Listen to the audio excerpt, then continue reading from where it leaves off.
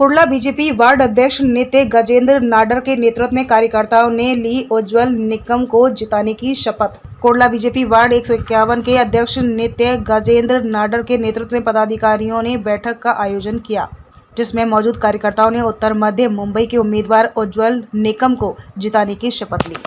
हमको लड़ने की कोई आवश्यकता ही नहीं है, क्योंकि हमने जो 10 साल में मोदी जी ने कार्य किया है, हम उसी कार्य को लेकर के जनता के पास जा रहे हैं। और हमारा कैंडिडेट उज्जवल जी है, लेकिन हमारा मेन कैंडिडेट है देश के प्रधानमंत्री और कमल निशानी, उसी के ऊपर चल रहे हैं। कार्यकर्ता में रोष है।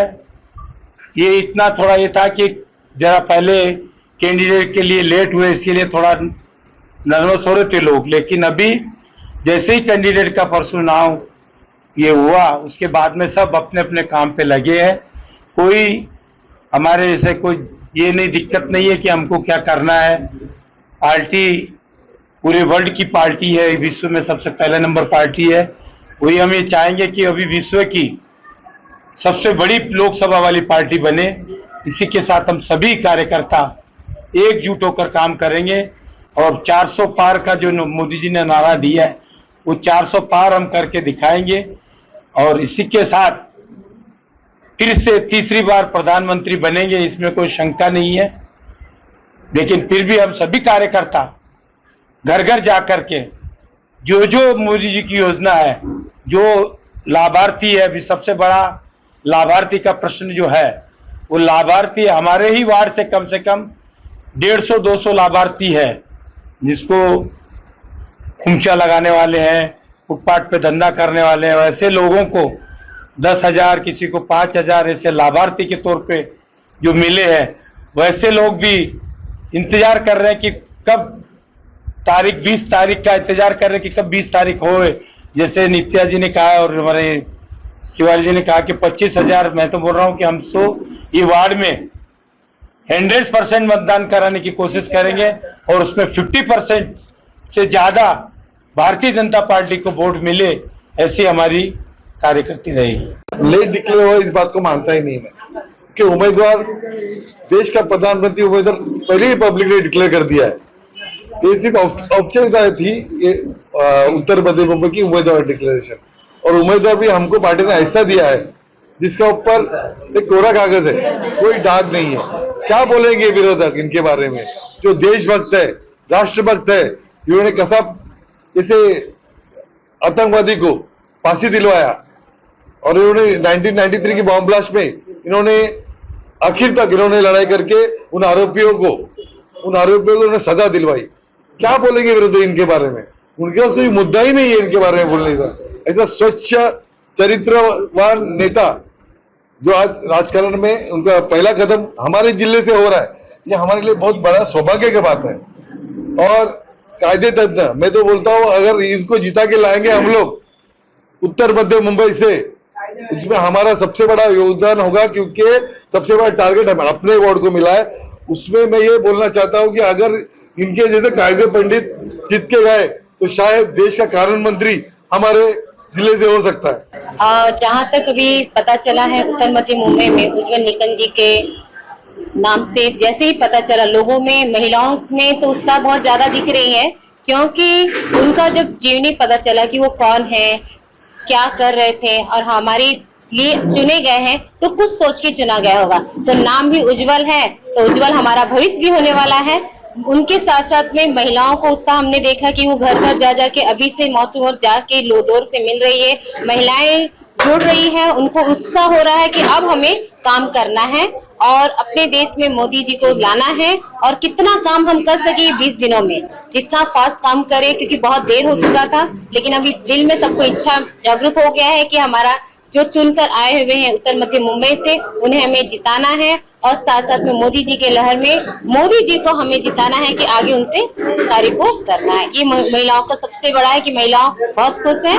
आप देख रहे हैं आज की मीटिंग में कि महिलाएं बढ़ चढ़कर आई हैं और सबका सहयोग है कि हमारे वार्ड से 151 वार्ड से नित्या नाडर जी ने आज प्रोग्राम जिस तरह से रखा कि हम सबको जागरूक किए कि आगे अब काम करना स्टार्ट करना है। काफी भीड़ आजकल क्या है, भोजन गाँव में गए, उसका जैसे संख्या थोड़ी कम हो गई है और ये संख्या अभी 1-2 दिन पे कार्यकर्ता लोग का जोश तो भरी हुई है। उन लोग रिटर्न आने का सब टिकट सब लेके बैठे इंतजार में है। ऐसे कि बोले 20 तारीख का कभी वोटिंग है, उसका पहले लोग को एक ही उद्देश्य कि मोदी जी के लिए घर घर जाके प्रचार करना है।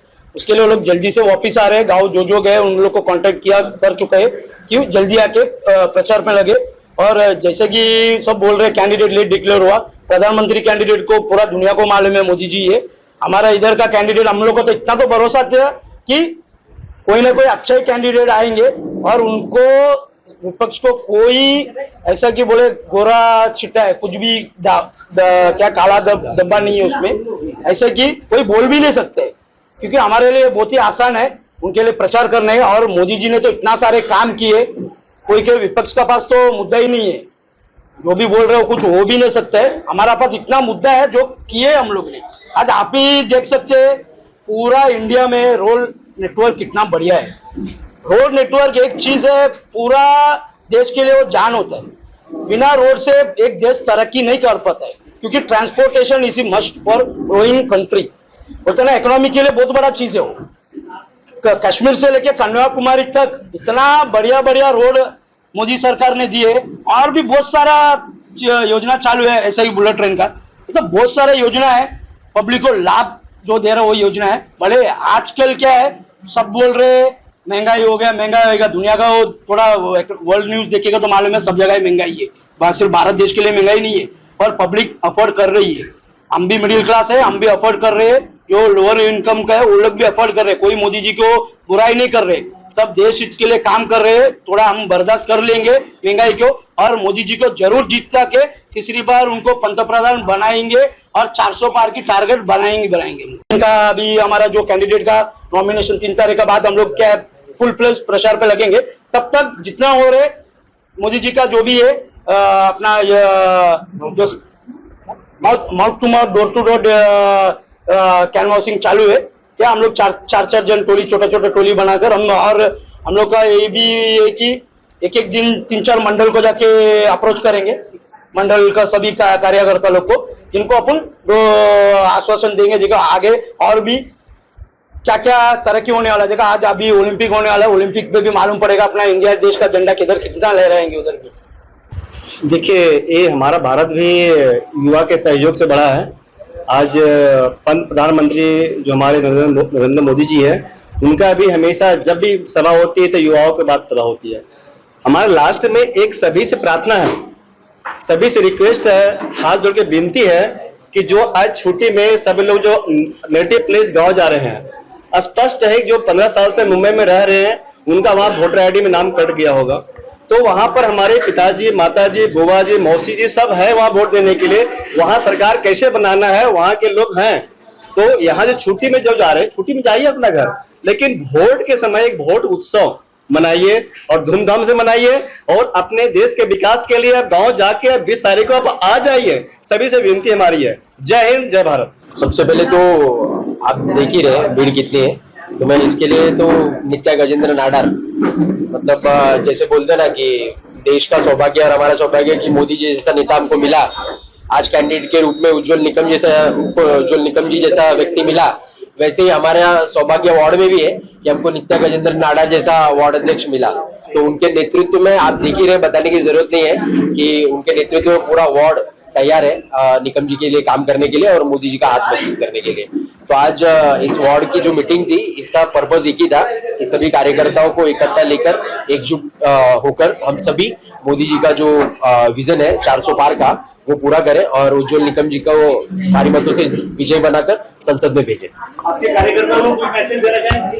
कार्यकर्ताओं को मैसेज एक ही है कि जितनी विपक्षी पार्टियां हैं, वैसे तो बाकी कोई कैंडिडेट है ही नहीं लड़ाई में, एक ही है वर्षा गायकवाड़ जी, उनके तरफ से और उनकी पार्टी की तरफ से। और मैं बोलता हूँ महाराष्ट्र में आज की डेट में महाबकवास आघाड़ी, इसके रूप में हमारे कार्यकर्ताओं को और आम जनता को गुमराह करने की कोशिश की जाएगी।